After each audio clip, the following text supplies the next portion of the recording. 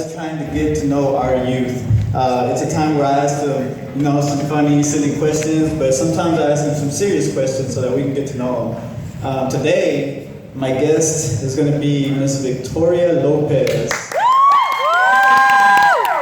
She is one of our youth. Really amazing person, really amazing individual. So I'm going to call her up here and we're going to have a little bit of an interview. You ready for this, Victoria? Yes. What? Yes. There you go. So, good morning. How are you doing? I'm good. You good? So how about we just start off by telling everybody here a little bit about yourself, just how old you are, what grade you're in, some hobbies that you have, just anything. Well, I'm 14 years old. I'm about to turn 15 in November. I'm going to go to Lakeview Centennial High School with my sister, first year. What else? Hobbies? I like to sleep. She likes to sleep. Same. That's mostly what I do. Okay, that's awesome.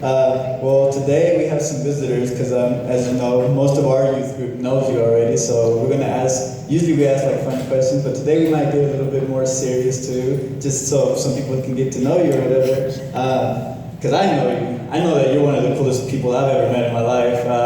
Me and Victoria, we have this thing where, she said that I'm her favorite person. I don't know if that's true, but she's definitely one of my favorite people, so I'm glad to have her here. So usually we start off with a different segment, but today we're going to start off with the segment that I like to call Holy Spirit Answers. I call it this because I always tell my guests to just let the Holy Spirit take over. I'm going to say a word, and the first word that pops in her head, that's the one that she's going to say, as long as it's not the same word that I say. Can't repeat my word.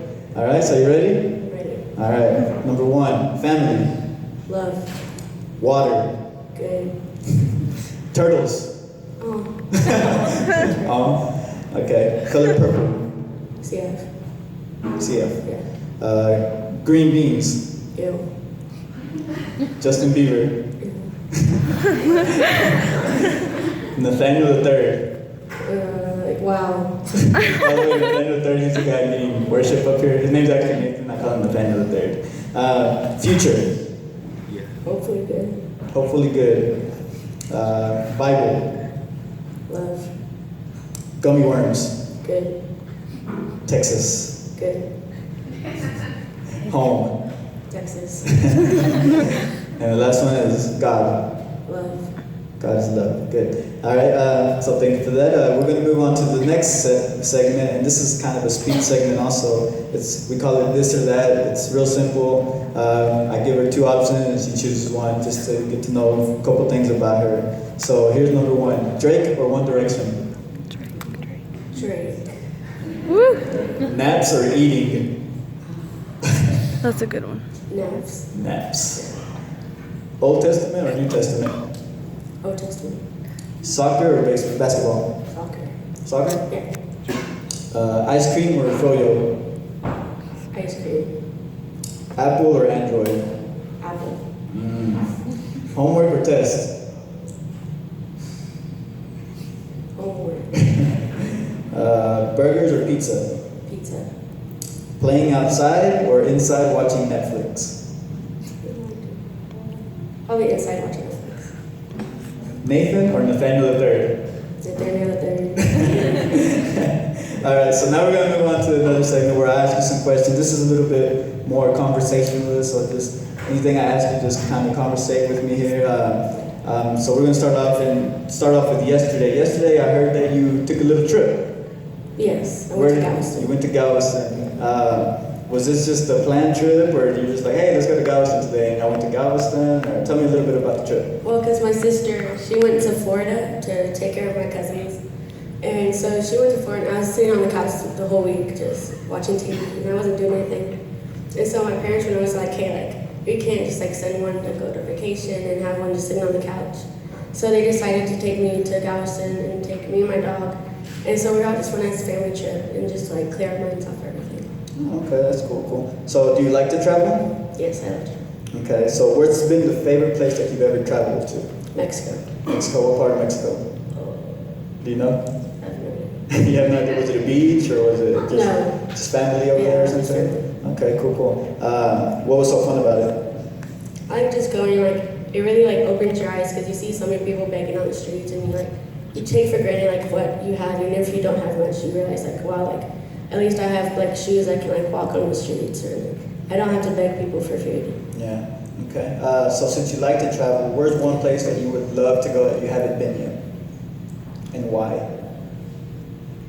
Probably California. California? Yeah, it looks really pretty. And everybody's so, like, calm and laid back there. Calm and laid back. So school is over, school's out, but not over because you still got 4 more years. But school is out and it's summer. What's your favorite thing about summertime? Hanging out with my friends and my family. Hanging out with your friends and your family. What do you do with your friends and your family? We mostly just go eat, or we hang out and go swimming, go to the Lotto Ranch. By the way, the Lotto Ranch is a ranch of one of our members here that everybody likes to go to and hang out because they're pretty awesome out there. So I know that I'm your number one best friend, right? Yeah. Yeah, see, I better be because you tell me all the time. But I hear that you also have a pet dog, and you brought him up a while ago that you took him to Galveston. Can you tell us a little bit about your dog? Her name is Bentley Suzanne. She's a year, and my dad originally got her so I can get out and start walking more and build up more muscle in my lungs and just like building up more muscle around. And she really like helped me because a lot of times I get like really sad or I'm just like laying around the house and she's always like there. She always like plays with me and like she always makes me really happy. So she's an awesome dog. Yeah, she's really awesome. Okay. Moving on to the next question. I ask this question to all of my guests. When you're at home, bored out of your mind, and turn on the TV, put it on Netflix, what do you watch? Right now I'm watching The Office. The Office. It's a good show. It's a good show. So I'm guessing you like comedies. Yes. Is that your favorite of all time? Comedies? Comedies. Comedies. Okay. What's your favorite show of all time? I like One Tree Hill. Oh, yes. One Tree Hill and Gossip Girl. And Glee? Good. What about your favorite movie? What's your favorite movie of all time? I like. Pick one. Pick two? It's alright, don't worry about it. Alright, so I have a confession to make. Okay. You know how you were in the hospital a couple weeks ago and you were highly medicated? Yes. I asked you a few questions. Do you remember? Probably not. So she was in the hospital not too long ago and she was very medicated. So I was asking her a couple questions. I was like, it'd be good to bring this up in the youth service. So I'm going to ask you the same questions that I asked you that day, but I want to see your responses now, and then I'm going to tell them the response that you gave while you were in the hospital. Let's see the difference. Well, this one isn't really a question that I asked you, but the nurses said that they only allow 2 visitors at a time. Why do you think the nurses only allow 2 visitors at a time? Because it's the ICU and they have to be quiet. The ICU and they have to be quiet. What do you think you said that day? Because we're loud. No. Victoria said, because we told her, like, Victoria, we got to go so that 2 more people can come in. She's like, it's because we're Mexican. You remember that? Not at all. So that was one of the things that she said that while she was medicated. And another question we asked is, how does Bentley feel about your sister Gabby? She can like her sometimes, and other days she doesn't like her. What do you think you said that day? Probably the same thing. No, you said Bentley hates you anyway. Because we were talking about, well, Gabby said some mean things about Bentley. I'm not going to repeat those things. Okay, I will. Gabby said that your dog died, and you were upset. And you're like, and Gabby was like, so what are you going to do with Bentley since she's dead? And then you said, I'm going to keep him in my room away from you because he hates you. So you might not remember that, but you said that too. Because she carried her off. All right, number 3 is, who is your favorite person in the world? In like the whole world? Mm-hmm. Dylan O'Brien. Dylan O'Brien. Do you remember who you said that day?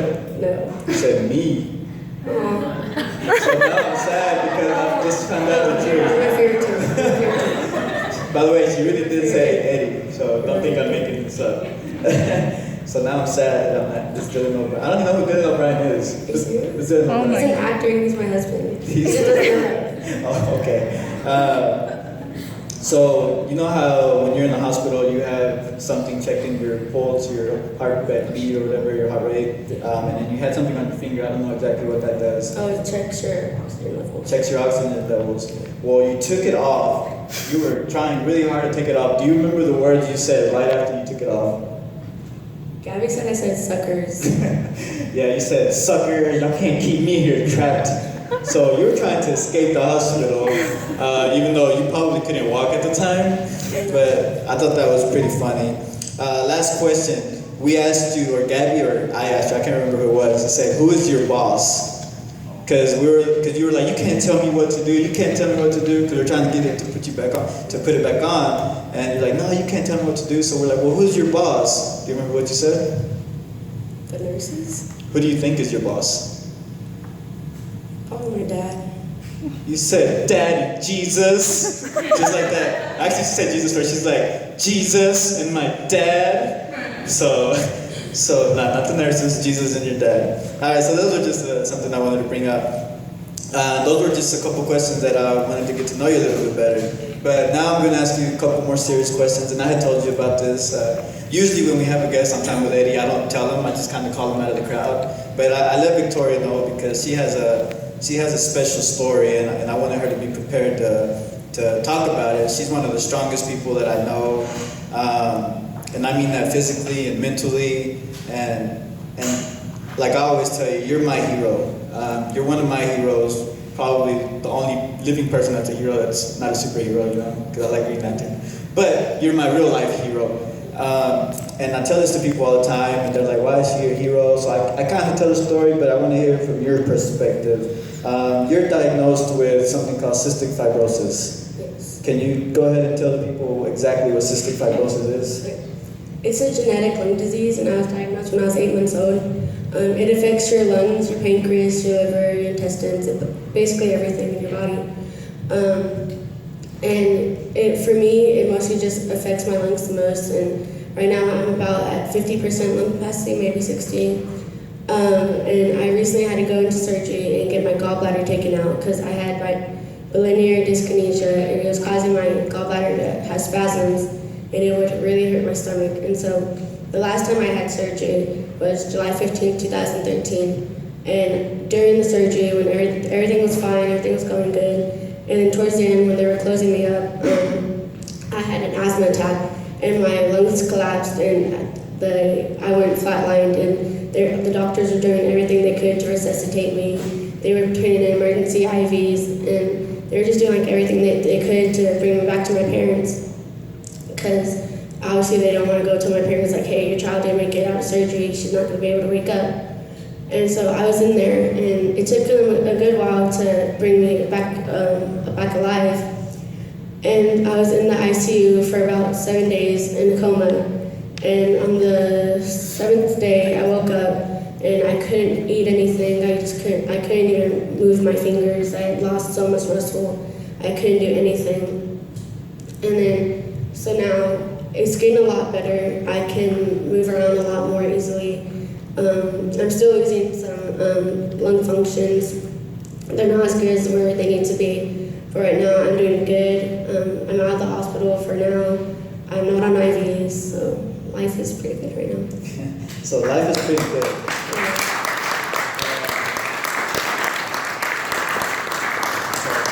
Can you explain, because you've had this since you were born, right? Yes. So it's been 14 years, almost 15, since you've had cystic fibrosis. Can you tell them why having cystic fibrosis has made life a little bit more difficult for you than it is for the average person? Just whether it's being in the hospital all the time, or what it keeps you from doing, like at school or church, or just with your family and friends?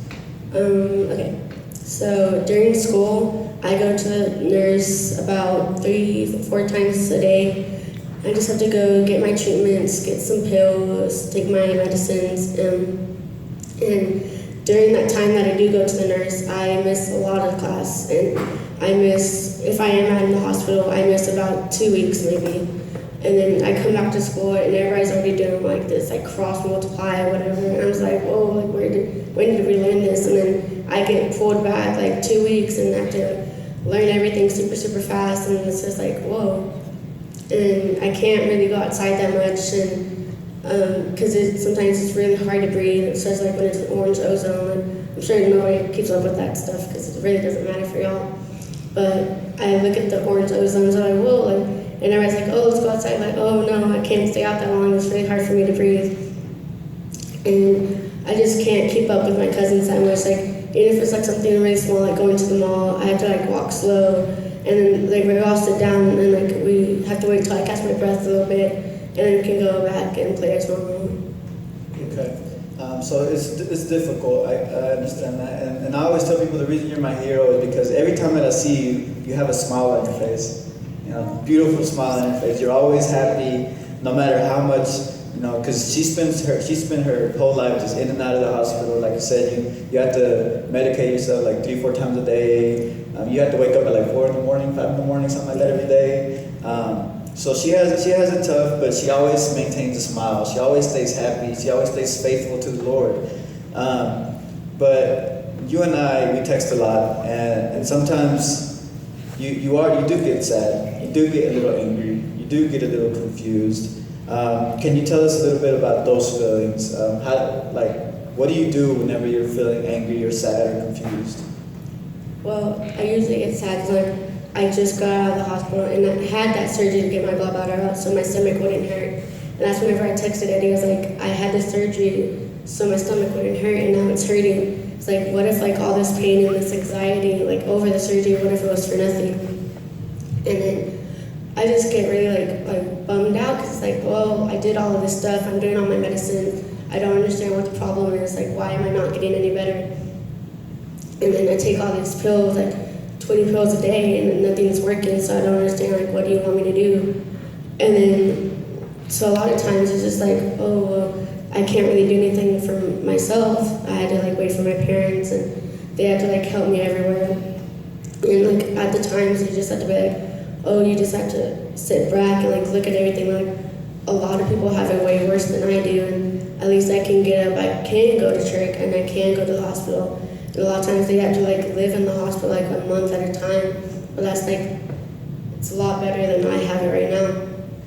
And at the times you just like, I just sit back and I look at everything, and I just have to like pray and pray and pray that I just don't get into that depression and don't get into that sadness. And a lot of times it does work, and I go to my sister sometimes, I read the Bible, I call Eddie, or I call Measley, and I call Nathan, and I just talk to them, and they really do, they help me out a lot. The reason that I chose you today to be our guest is because I wanted to emphasize your faithfulness to God. Like I said, you're in and out of the hospital, you're plagued with this disease, and it's tough living like that, but yet you remain faithful to God in everything that you do. And as a youth leader, you know, that makes me really happy for you. As a friend, I'm super in love with that about you, and I'm so happy that you're part of our youth group because you're a walking testimony. So for the last question, I just want to ask you to give everybody in the crowd a bit of advice on how to remain faithful to God, or what do you do to remain faithful to God? Give them some advice on what they can do when they're struggling through maybe a sickness, or they're sad, or depression, or maybe something tough just in their family life. Just, you know, a bit of advice. How do you remain faithful to God? For me, whether it's not if it's a sickness or anything happening in your family, there's always something that can happen that's even worse, and you can't do it by yourself. Because I tried and I tried and I tried. I said, I don't need you, Lord. I can do this by myself. I've been without you this whole time. I don't need you. You've not answered any of my prayers. You're not doing anything for me. And so whenever I did that for maybe about a week, and my life just went horrible. I was in and out of the hospitals twice a month. I was constantly on IVs. And I tried, and you cannot do it by yourself. When I thought I was doing it by myself, I had the Lord. He was with me, He never left me. He was always there for me, whether I needed Him or not, He was there. He never left my side. And I know He will never leave your side. And I know that He can get you through anything. All you need is just pray, and He will always lead you through your life. All right, so right now, just thank you, Victoria. That's the end of the interview. If y'all can give her a round of applause.